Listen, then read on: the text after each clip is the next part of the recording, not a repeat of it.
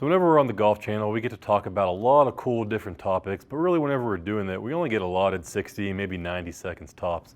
So we really want to talk about a topic today that I think a lot of golfers just have the wrong idea, and really talk about how you can fix your slice and how opening your hips could really be hurting that. And we have a lot more time here. We actually have some cool data we can look at with our launch monitor, as well as the different motion analysis that we have. So the myth I think a lot of students and a lot of golfers run into is when they make their backswing, they think the answer to help them fix their slice is to really start opening their hips like as quickly as they can. But the problem that students can run into with that is as you start opening your hips, it typically creates that path that goes more out to in and could actually even make their slice worse. So we have some motion here we can actually take a look at. If I just make pretty much my normal backswing, but then I just start opening my hip turn as much as I can, you can see how my shoulder turn also starts opening. If I were to continue that pattern, you can see where that club's gonna swing. We can actually demonstrate one here hitting like that, see what kind of our path numbers look like. So we can see that ball's flying, so has a little bit of a curve to the right. Then my path on that one was out to in 1.5 degrees. If you're a slicer and you're trying to recreate that same motion by opening your turns quickly in the downswing, that's just gonna make that slice worse and worse. Really what we see tour players do, when they make their downswing, if I demonstrate again, when I get to about arm parallel, you can see right now my hips are already like 10, 20 degrees open. This will be pretty common with some players that slice. See, tour players typically have their hips closer to zero.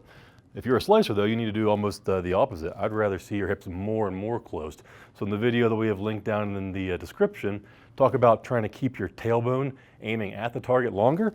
And what that's really doing is just taking your hips, keeping them closed or aiming to the right for a longer period of time. So if we demonstrate here again, you want to feel in your downswing like you're keeping your hips really closed. So at this point, I'm about 40 degrees closed. See how my hips will be aiming more to the right. Just makes it easier and easier to then have my swing go out to the right. So we'll try practice demonstrating that. Just doing it the most. A good way to think of that is keeping your tailbone aiming at the target, or even after you hit, like you still want to just have almost your belt buckle aiming way out to the right as well. So let's demonstrate one here and see what our path looks like. So now on that one, started more out to the right, it's an even bigger draw. It's probably not exactly what you want to do when you're actually out there playing, but it did give me a path that was now 11 degrees in to out. So if you're a golfer, you have your swing direction, your swing path too many degrees out to in, that can be a good way to start practicing. Might hit some pushes, but you're definitely going to get the club path variable taken care of. Now after you do that more and more, you can try to then incorporate that into your full swing and see if you can get your path closer to just a couple degrees in to out. So try it again. So now that one's a smaller draw. Path came down to about 5.5 degrees in to out on that one. So it's a much more realistic path you'd actually want to go out there and play with. This would be a great place for you to start in your downswing if you do have that problem. So remember, when you start, you don't want to open your hips, open your turns as quickly as possible.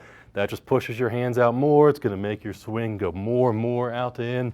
Try to do just the exact opposite. Keep your arms more in by keeping your tailbone or your turns more closed. And then after you hit, feeling like your belt buckle, even your chest is even aiming more and more out to the right. It's going to go a long way to help you swing more in and out. It could definitely help out with your slice. And if you need more information about this, you need to find your local GOLFTEC. They'd be happy to help you out.